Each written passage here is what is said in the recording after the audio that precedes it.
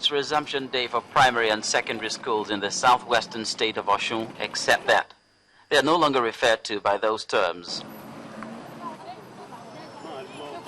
First sign that something has changed is that everywhere the uniforms are practically the same, regardless of which school.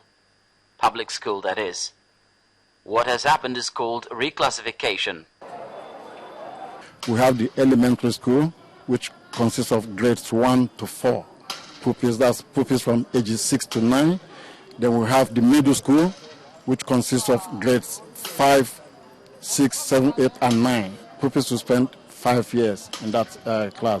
And then we have the high school, which would be 10, 11, and 12. It's our own way of repositioning education in the state. We just decided to put children that are of the same age bracket in the same class so that we can effectively deploy the scarce resources of the state effectively for learning and teaching.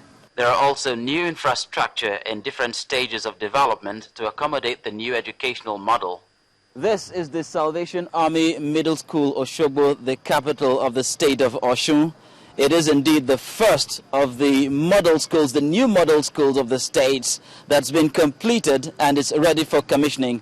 Now the school has about 32 classrooms, and there's also a school hall, a library, a laboratory, and administrative offices. But the revolution in education is being trailed by a bit of confusion, occasioned by the relocation of students from one school to another. The consequence is that students are migrating, some carrying their furniture.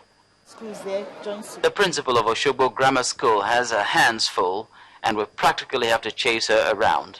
The government must not see us, see the students roaming about, and we have to get them settled. And if you are not there, these teachers may not know what to do, because almost all the teachers are new. The deputy governor, who is also the commissioner of education, has to rush over to the Baptist Girls High School, Osogbo, to deal with the peculiar situation. Boys have been relocated to an all-girls school. This new dispensation, we don't have boys' school or girls' school again. All schools are mixed schools. So students from another secondary school, Falconer Comprehensive High School, have been asked to come here as the new Baptist High School now. But the mission, who claim to be the owner of the school, do not seem to hide that idea. They want the status quo to remain that this must be a girls' school. The Baptist mission in particular had dialogue with the governor, and we took trouble to explain to them the reason why we are doing. If we met the mission schools in the condition that is acceptable to us, we would have probably left them. The Baptist mission, former owners of the school and major stakeholders, are also up in arms against what they perceive as an abomination. If at all the government needs to do any reshufflement, there are other schools, there are lands they can build and do it. So if it's only girls' school, girls' students, they brought here to retain that heritage. And even that was even in the government something. As for the students, they are kind of confused about their present status. I don't know what they are calling it for now, high school. They are just calling it high school. Yes. They have not given our class title. I think maybe high school 3. In the midst of it all, Governor Ralph Aregbesola launches the project with the inauguration of a brand new Salvation Army Middle School. Dressed like one of the students, he also takes the inaugural lesson. Of symbols than effective rulers. They have no direct impact anymore on the administration of their people. Among the parents, the school's reclassification is received with mixed feelings. The education system they are introduced for Osun State is one of the things we are eager for. Changing about brings confusion to the character of such a life. Introduce a course which called IFA into our education system in Osun State, which means in every home in Osun State we produce Babalawo in the next 1 year. When we politicize all things, it is not the best for our children. We don't need to politicize education because our children will be at the receiving end. For now, several of the children are still out on the streets trying to understand their new circumstances trying to come to terms with the new terminologies of their new classrooms. As for the critics of the new model of education in the state of Osun, they may just keep their fingers crossed and wait to see whether it is going to work or not. As new buildings are being put up, as new structures are being erected, and as students are being moved from one place to another to suit the convenience of the new system, one way or the other, they still have to go to school. This is Charles Aruka for Channels Television News. All right, and welcome back. Well, there you have it. That's what we'll start off today on Sunrise Daily. And we're joined by Her Excellency Titilayo Laoye-Tomori, who is the Deputy Governor of Osun State and the Commissioner of Education. Morning, and thank you for coming on today. Good morning, viewers. Interesting reports, lots of mixed reactions in that report as well, and a lot of sound bites also.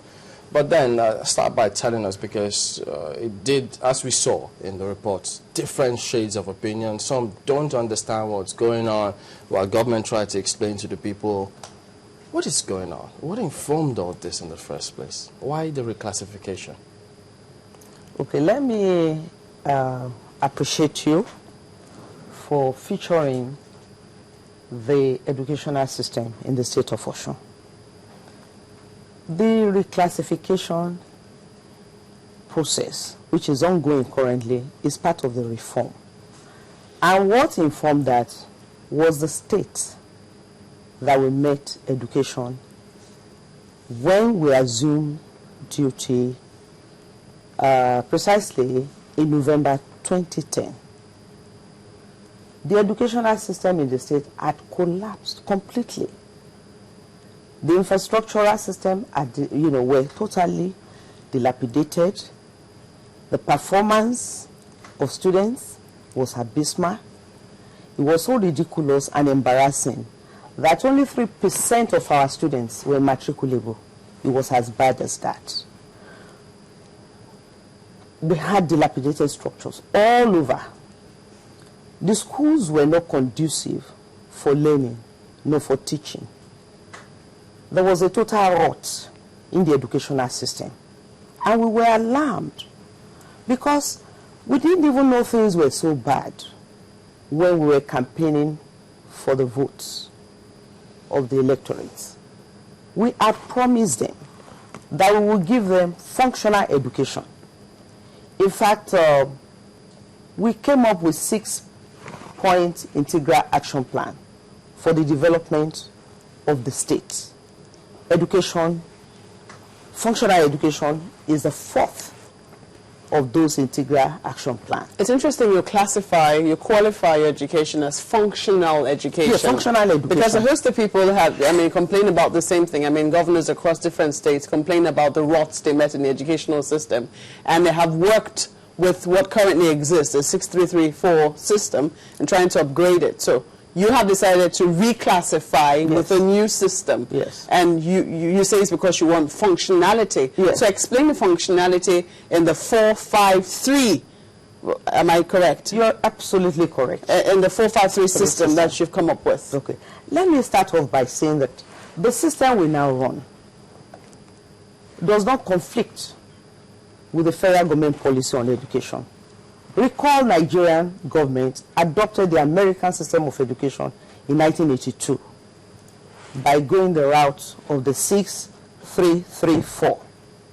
So what we have done after our education summit, because we had an education summit in 2011, precisely February, barely 3 months of our administration, because of what we met on ground. We gave a clarion call to virtually everybody that cares about education to come in and help us, because the rot in education was appalling. I can't even describe it. You cannot imagine what goes on in my states. The states to which the students and the pupils are subjected to.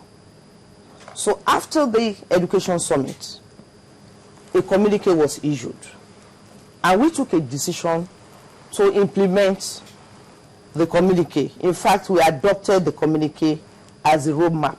It talks about reclassification as well. Yes, it talks about reclassification. In fact, we were to have an holistic approach to revamping the educational system in the state.